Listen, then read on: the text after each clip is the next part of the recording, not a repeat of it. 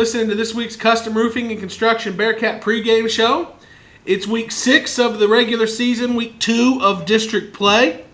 Tonight we are going to spend segment 1 recapping the first district matchup of the year that we walked away with a W, got the win over Peaster, dive into some team stats, some player stats, and just talk about some of the happenings of the game. The news came out this week that former Pilot Point alum and coach, and I believe your coach John, had passed away. I think it was last Saturday night. Maybe was that right? Yeah. And so we're going to spend segment 2 kind of talking about Coach Jones, and I'm going to dive into some numbers, and then you're going to give some personal stories that you've had with him over the years. And then we'll go and we will preview our second district matchup of the year, also on the road Friday night against Bowie. So, getting into the recap against Peaster. John, we seemed to find our rhythm. Offense looked a little bit more creative in the passing game. Ish Harris was out, which was a bit of a surprise, but we got a equally pleasant surprise with Gage Anderson stepping up and bringing some juice to the backfield. The team just looked energized, even without Ish. What stuck out to you the most in that Bearcat win? Yeah, Ryne, well, there's a few things. I mean, obviously, you talked about Gage Anderson's first varsity game. He got 100 yards on the ground. He looked legit, man. It was nice. It was a nice little curveball that we threw Peaster, as we didn't know Ish wasn't going to be available. So Gage really took the ball and ran with it, literally. And then, of course, Aston Kirby had 2 big touchdowns and a big fumble recovery and almost took that one to the house for a third touchdown on the night. But really the main thing was just the balance that the offense showed and how, a bunch of different players stepped up in different areas that we hadn't seen to this point in the season. I mean, obviously we talked about Gage on offense, but there was guys on defense like Kel Martin, a linebacker, and Colin Lynch. I think they both led the team in tackles. They were all over the field making plays. And then our guy, Alex Puga, obviously had a monster game. And going back and looking at some of the highlights, I didn't realize, man, it was like he was serving up some pancakes. I don't know if it was the same kid every time, but, man, the kid should have brought a pillow with him because he was on his back the whole night. Puga was putting it on him, and it may have been several different guys, but man, his blocking was incredible. I didn't realize that at first glance, but those are the main things that stood out to me. I mean, it was a great total team effort, good win. We're going to jump into some team stats. So for Pilot Point, we had 243 yards passing, 151 yards rushing for 394 yards of offense on the night. We did have the 1 turnover. Peaster 175 through the air, 116 on the ground for 291. They had a turnover of their own. Individual stats, Wyatt Smith, the quarterback, 15 of 29 for the Bearcats, 243 yards, 3 touchdowns, no interceptions. Gage Anderson, the freshman, leading running back against Peaster, 19 carries, 94 yards, and a touchdown. And then I listed 2 receivers, Aiden Cox, 5 catches, 110 yards, and a touchdown. Aston Kirby, 4 catches, 74 yards, 2 touchdowns. And then on the Peaster side, you got Gunnar McElroy, 16 of 28, 175 and a touchdown. And then Gilbert, their running back, had 17 carries for 64 yards and a touchdown. And he also had 4 catches for 78 yards. Well, Peaster is an up-and-coming program, and one thing that they didn't lack in the skill position players. They had good skill position players at every level. They had a good quarterback who could sling it. They had a good running back in Gilbert. They had Dewar, who was an excellent receiver. They had skill positions. One thing that they seemed to be lacking was the line play, offensive line play, defensive line play. So that seemed to be a step behind. But even that being said, I've seen this Bearcat pass rush get after every quarterback they've played so far at one point or another. Plainview and DeKalb, we got after him real well. Gunnar, obviously, the game didn't go well for us in any way, but we did put pressure on that quarterback from time to time. How impressed have you been with the Bearcat pass rush, and how important is it for this defense that the pass rush keep up? Man, super impressed, Ryne. Like I said, Alex Puga and Aiden Cox, man, they had excellent nights on Friday, and they, you've pointed it out before, they've been pretty much outstanding the entire season. And I just think that pass rush just puts so much pressure on the quarterback to scramble and improvise and gets them out of their comfort zone. And the Bearcats have done a great job of that all season, minus the gunner game, of course. But if they can keep doing that, man, they got something there, and it just helps create interceptions, tip passes, fumbles. I mean, it creates turnovers, havoc in the backfield, and we certainly won the line of scrimmage there against Peaster. And like you said, they got weapons all over the field, but Gunnar McElroy just could not get comfortable back there, and he was hurting. They were putting so many hits on him. We saw him doubled over several times during the game. They just put tremendous pressure on him. If they keep that up, and I certainly like our chances going into the playoffs with that kind of pass rush. Secondary did their part as well this week, because what I noticed about Gunnar McElroy that was a bit different than most quarterbacks at this level is even though he's being harassed and chased, he really did a good job of keeping his eyes downfield and a lot of times escaping the first guy and getting rid of the ball down the field. And even, sometimes as a defensive back, it seems that's the hardest part to do is you cover your man in your route, turns into a bit of a scramble drill. It's hard to stay detached to your man without creating a penalty. The Bearcats secondary did an excellent job while Gunnar McElroy was trying to find space to throw it, not giving him any options to throw the ball to. One thing that I noticed about the offense for the Bearcats was we seemed to find, last year we were full of big plays, and that kind of was led by the quarterback Max Holler, in the run game, explosive run game. We've seen some explosive plays this year through the pass game with Wyatt Smith throwing the go ball to Aiden Cox. A couple wide receiver screens this year where the receivers have done a good job blocking. That's what the first big play of the night was. The first Ashton Kirby touchdown was, I think it was like a 3rd and 8. We threw a wide receiver screen. Crew Chandler got an excellent block, and Ashton Kirby did the rest on the way to the end zone. It's good to see a little bit of this offense become somewhat dynamic when it comes to throwing the football. It's not just slants and flats. We can throw it deep. We can throw it kind of some post down the middle. I'm excited to see how that continues to develop, because I've always seen teams in high school that have a good passing game always have an advantage, because that seems to be, over the years I've been watching high school football, defensive secondaries can struggle at times. So a high school football team with a dynamic passing game that can stretch the field the way we can with Aiden Cox and some of these guys running the post down the middle of the field. I'm excited to see how that continues to develop deeper into district, to see what can happen here in the playoffs. You have any final thoughts on this Peaster game before we go to a commercial and come back and talk some Jerry Jones? Yeah, just shout out to Coach Peacock. I think as an offensive coordinator, he seemed to be.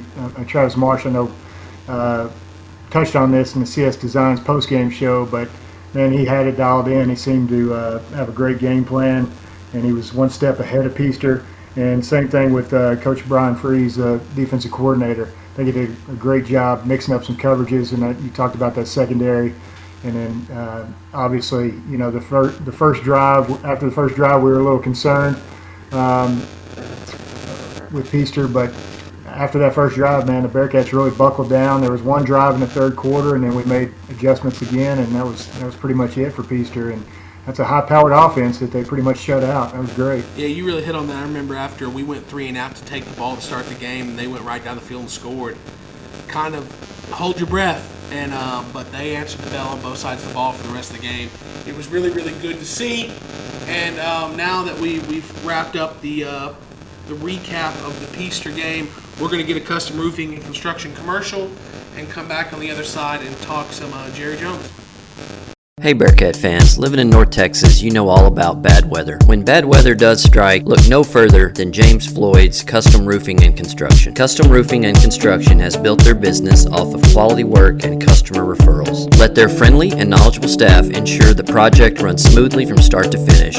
You can visit Custom Roofing and Construction on their website, customroofingdallas.com, or give them a call at 214-274-8353. And we're back with this week's Custom Roofing and Construction Bearcat pregame show. We got the unfortunate news early in the week that former Pilot Point alum and coach Jerry Jones had passed away. I know a lot of people in the community that played for Jerry Jones in that that 90s, late 80s through the 90s time frame. You're one of those guys. A few guys that I had kind of grown up with around the program and talked to while I was growing up. Coach Jamie Ellis was one of those guys. Gabe Dorpinghouse, one of those guys I used to work with when I worked at Stevens Grocery Store. Lots of time with Jerry Jones. Got to hear lots of stories about that staff and how they did things. So I know it's had a big effect on a lot of people in the community. I didn't know him personally, so what I'm going to do is I'm going to go over some numbers here, and after I go over some numbers, I'm kind of just going to pass it to you and let you tell some of your experiences with Coach Jones, some of the stories that you have being a player of his. Sure. So all-time wins, he is second from all Pilot Point alumni in all-time wins. So all-time, not just at Pilot Point, he has 206 career wins as a head coach. In 13 years at Pilot Point, he went 144 and 22, or 141, 22 and 2. That's second of all, in program history in wins. Win percentage of 85%. I mean, winning 85% of your games for over a decade is a heck of an accomplishment. That's number one in program history, 85% win percentage. Pilot Point wins in the playoffs, number 25 playoff wins. 25 playoff wins once again in 13 years. You're winning multiple playoff games every year. That in itself is a major accomplishment.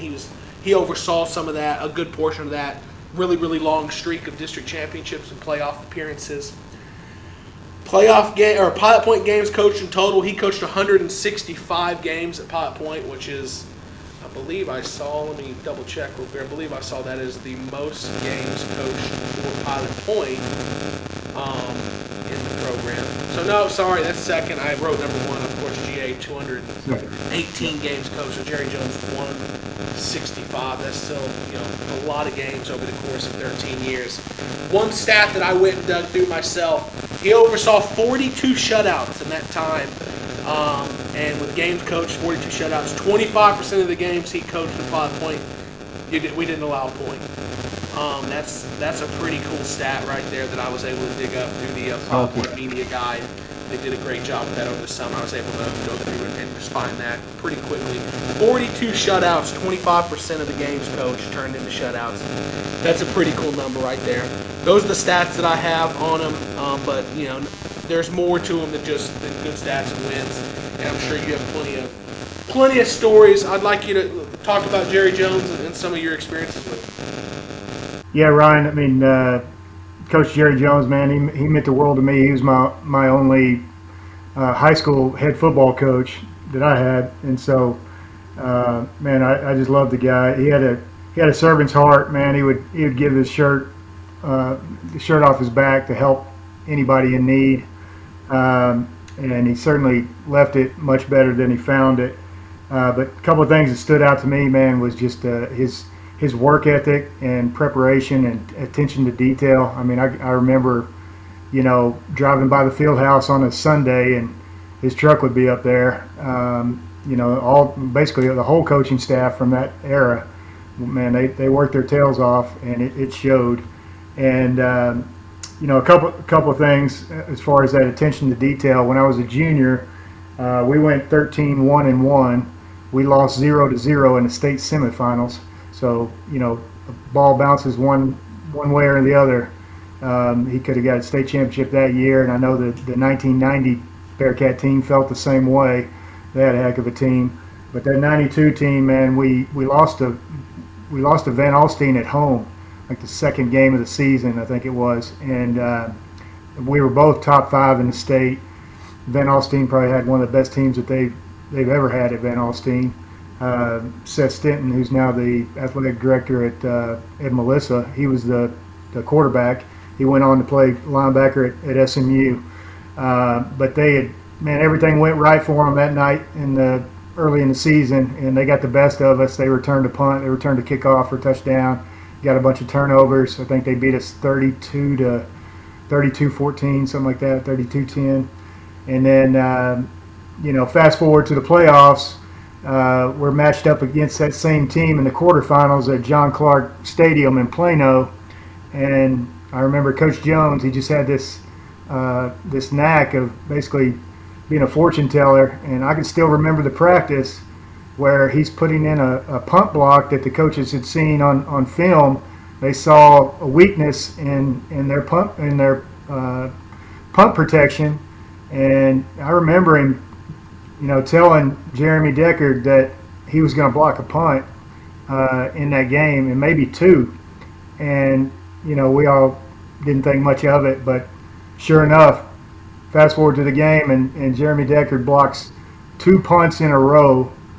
And Matt Walker, who's my favorite Bearcat of all time, may he rest in peace, number 12, returned both of the punts for touchdowns. And, I mean, it was church.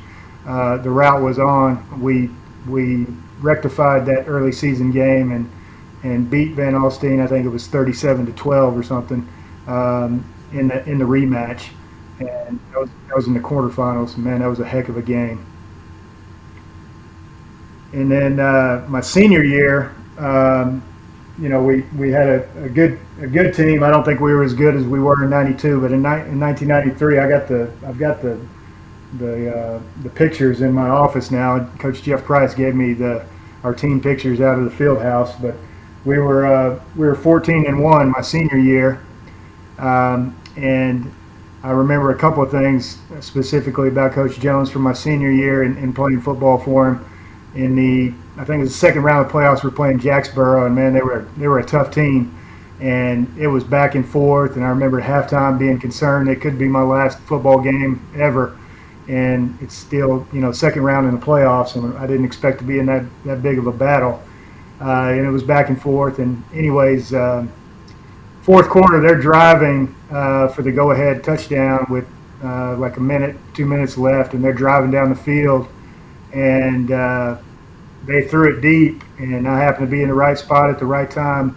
And I reached back with my left hand. I had overrun the guy. If he would have caught the ball, he probably would have scored. I had overrun the guy who was covering because I played cornerback. But I jumped up and reached back with my left hand, and God willing, the ball just stuck to my left hand.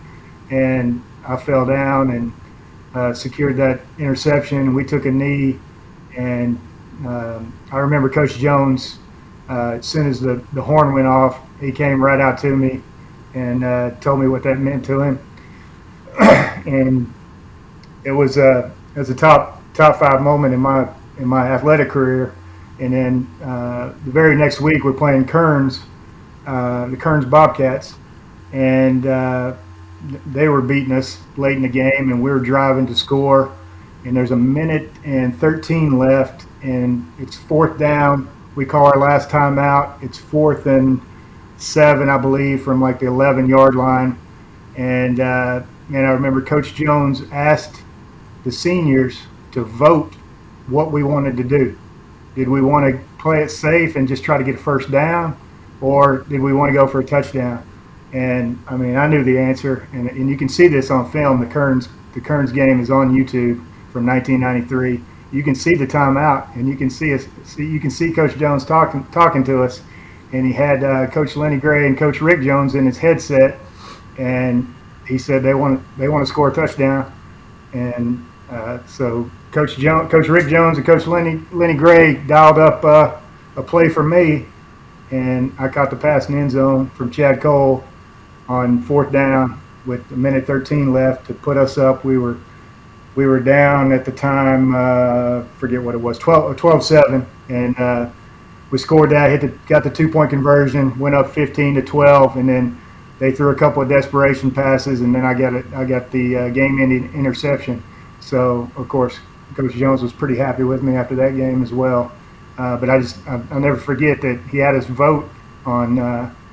He kind of empowered the seniors on what we wanted to do. I think he knew we were going to say we wanted to score a touchdown on that last play and get it over with. He was a pretty special guy. Yeah, I heard nothing but excellent stories about him, not just as a coach, but as a person. Chance and Travis set up a phone call line to call in and share a Jerry Jones memory or two. I didn't know him personally, so I'm excited to listen to a few of those. We'll be playing them on the broadcast at halftime. Travis shared a few of his memories on the Peaster postgame show, and his stories are a lot like a lot of the stories I've heard about the kind of man Jerry Jones was and all the different people he affected in a positive way.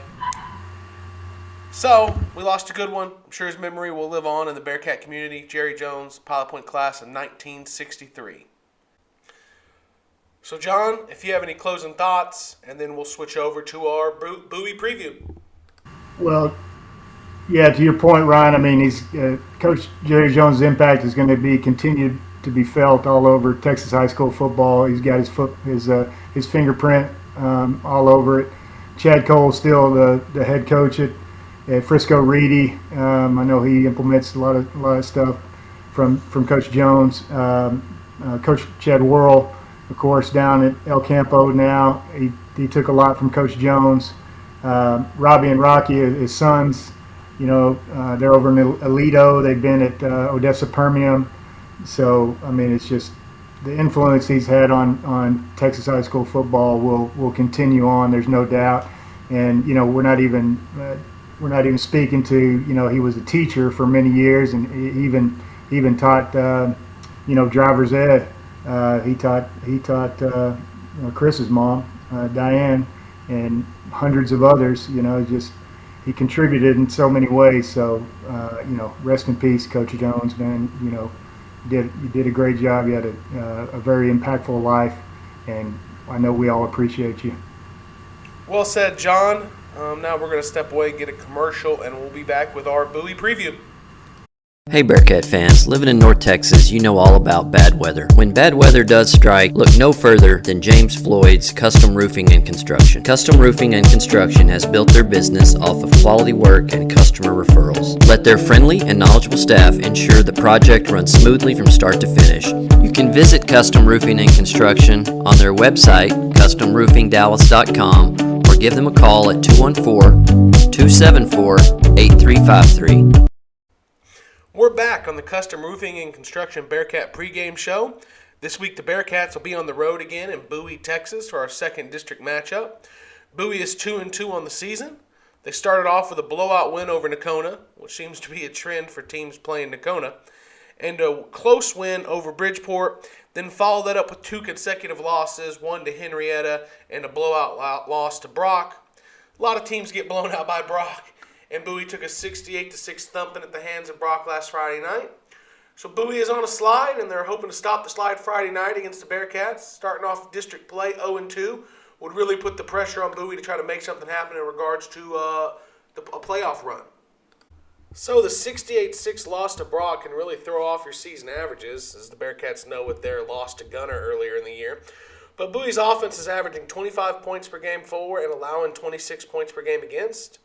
That being said, Bowie did score more than 70 points in their Week 1 win. So they're a capable offense, and they can move the ball, and they can score. Last year, the Pilot Point Bearcats versus Bowie matchup resulted in a 52-21 Bearcat win at Massey Stadium. It doesn't quite tell the whole story of the game, though. My memory serves me right. It was a 21-21 game at half before the Bearcats exploded in the second half with 31 unanswered points. Very similar to the Peaster matchup last year, close at halftime and a second half explosion for the Bearcats.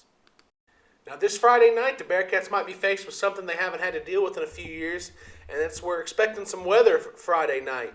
Temperature-wise, the high's in about 75, so it'll be cooler than that at game time, but we're looking at a 70% chance of rain at game time.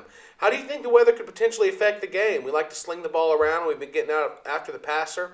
How might the weather affect Friday night?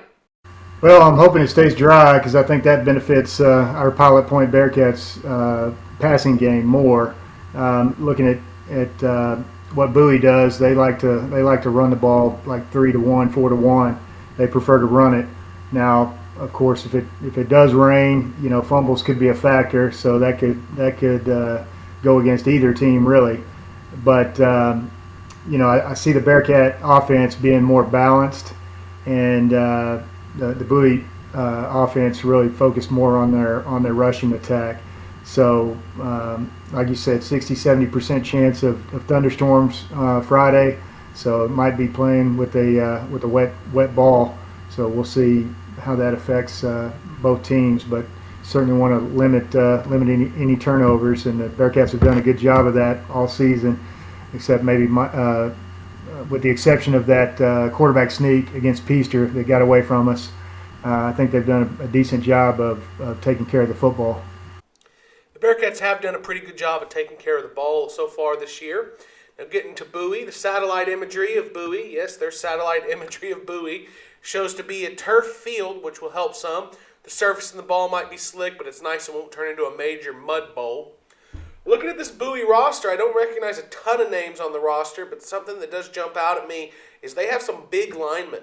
One name that does jump out at me from last year, and I'm sure he'll be in your players to watch, is big Colton Price, 6'4", 285 pounds. I'm excited to hear what you have to say about him and how he might affect the game Friday night. Now we'll use that segue to move into John's players to watch this week. Yeah, Ryan, for Bowie, there's three main guys I have highlighted. Number 30, Jake Fallis, a senior, tight end, middle linebacker. He's listed 6 foot, 200 pounds, runs a 4.9 40. He's a solid tackler. He's a leader on defense, and he's a good blocker from that tight end position. He runs good routes, and he's a reliable receiver. I remember last year Coach Marsh was worried about him getting loose out in some play action, and so we got to watch for that guy again. Again, that's number 30, Jake Fallis, a senior tight end, middle linebacker, plays both ways. And then their quarterback is number 20. He's a senior, 5'10", 190 pounds, strong build. He's actually built more like a running back, and he does prefer to run the ball, it seems. He's got a good arm, but he's a little wild with the football. But he does a good job in play action and with his fakes and all that. And we've had some issues with running quarterbacks. I think he runs better than Peaster's Gunnar McElroy. So we're going to watch out for number 20, Colby Miller, the senior quarterback. And then, of course, you touched on it. He's a big left tackle, number 72, Colton Price. He's a senior, 6'4", 285 pounds. Now, I did hear on the CS post-game show that he did not play against Brock. So that had to have been a factor. And who knows if he'll play against our Bearcats. But if he does, he will be the most impactful player that they have. He's committed to Baylor. He's a super physical man-child, and he plays defensive tackle. He plays on the offensive line, and man, he just jumps out at you on film because he immediately pancakes the guy in front of him or shoves him back 5 yards into the backfield. So he really stands out. We'll see if he plays, and of course on our side, Ish Harris may be a question mark coming off of last week. So for our Pilot Point Bearcats, the three guys I've got highlighted, Cale Martin, number 24, the junior linebacker. Of course, he was all over the field defensively against Peaster and really filled in a hole that Ish Harris had left by not playing last week. And so I'm interested to see how he follows up that incredible game. I think even if Ish is available, I think Cale will still make an impact. And then Alex Puga, number 2, the sophomore fullback, defensive end. As Coach Marsh said, the coaches love to hate on him, but man, I've been nothing but impressed with Alex Puga this year, and really since he got inserted into a couple playoff games as a freshman last year, coming up from JV.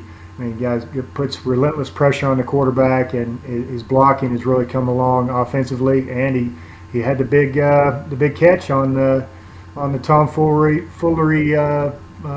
fake punt. And then the last guy I've got is want to highlight Gage Anderson, the freshman, number 7, running back. Of course, I followed him his season last year. He almost had 1,000 yards rushing. You didn't know how that was going to translate, of course, at the varsity level, but he had that 100-yard game right out of the gate last week, and really stepped up again when we needed someone to fill a hole left by Ish's absence. And so, even if Ish is there, I'd like to see how that works with the little 1-2 punch with Gage and Ish, and the strength of this Bowie team looks to be their defensive line. So we'll see how our running game and our offensive line does this week against a real strong defensive line. So going off of what you just said, one thing that always gets me, I'm kind of stickler for, quarterbacks wearing number 20. The NFL just did the number change thing. Doesn't bother me. I don't care what numbers players wear, except the quarterback has to wear number 1 through 19. That may be very Tad Travis of me, but I just can't get used to a quarterback wearing something like number 20. Yeah, it's a little unstable. It just reminds you of Plano Senior High back in the 80s and 90s. They were kind of famous for their quarterbacks wearing number 20, number 25, something like that. It just doesn't seem right, does it? No, I can't get used to him. And then the second part is, Gage Anderson's not going to get 20 carries this week if Ish Harris is back. Nothing's been confirmed, nothing's been said to me, but, I think he'll be back if he is back. I don't see Gage getting 20 carries, but I think it's a real good thing for this Bearcat team going forward to have a guy that can spell Ish and do it effectively and be potentially a big play threat like Gage looks like he can develop into. I think it's going to be good for the Bearcats, so I'm anxious to see when they are both back how they're used. I think that's going to be an exciting thing for Coach Peacock to play with. So with all that being said, let's get into John's 3 keys of the game. Yes, sir, Ryan. Key number 3.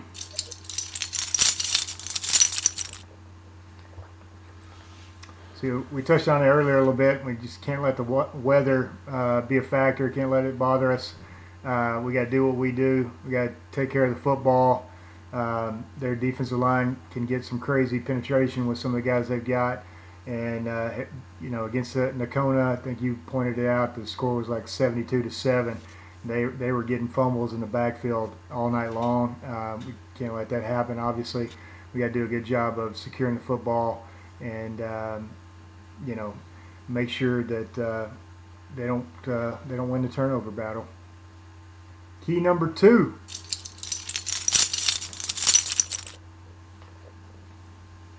Key number 2, I think we just got to keep momentum on our side. I think, all in all, I really believe that our Pilot Point Bearcats are a better team than the Bowie Jackrabbits. I think we're in the kind of the group above those guys. I see us right there with Whitesboro and it looks like Paradise. I think Professor Diggs picked up a show off the Bearcats, off pilotpointbearcats.com, and he did a review of Class 3A, and I kind of see it exactly how he sees it. Brock's up there at the very top, and then the second tier is kind of us, Whitesboro, and Paradise, and we got to keep it that way. We got to do what we do. Make sure that Bowie doesn't get any momentum and a bunch of turnovers and anything go crazy there with their home field advantage. We did a good job of that against Peaster. They kind of took the momentum back early in that third quarter, but then our Bearcats, we got the Aston fumble recovery. We got Aiden with the big play, with the catch down the sideline on third or fourth down or whatever that was. And so we did a good job of getting that mojo back on our side. So if we respond like that, we'll be fine again on Friday, I think. Key number 1.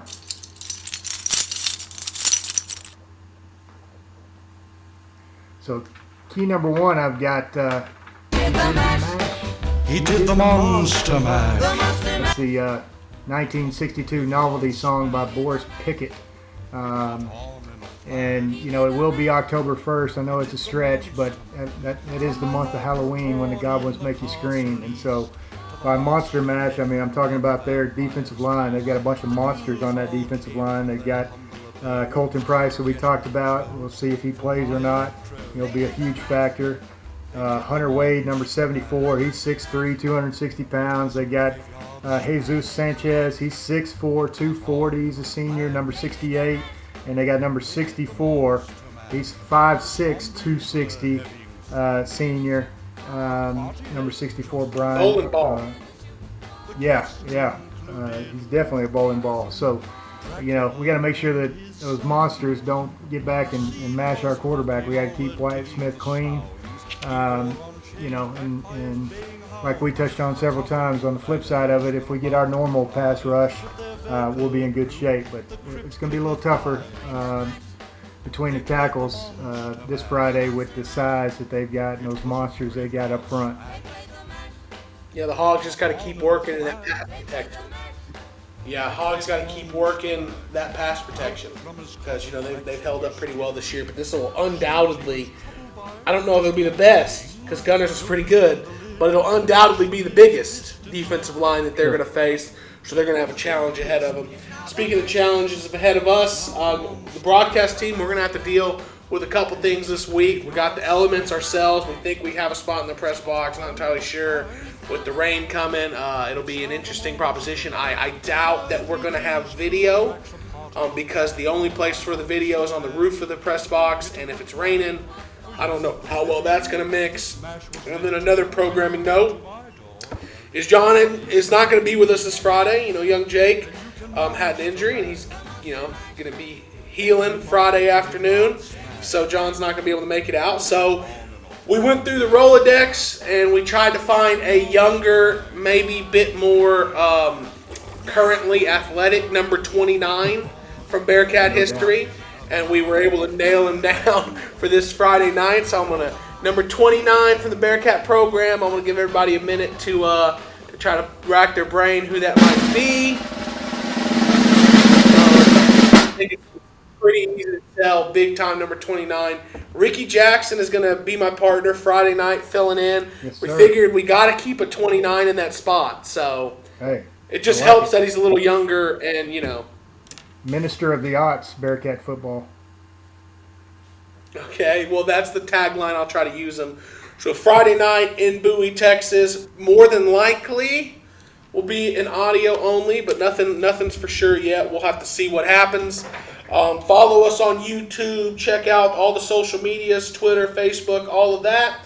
If you haven't had a chance yet, you really ought to dive into that media guide that they spent so much time on. It's just next level. I'm sure the one for Bowie will be published here soon. That'll have some stats in regards to last week's game and this week's matchup against Bowie.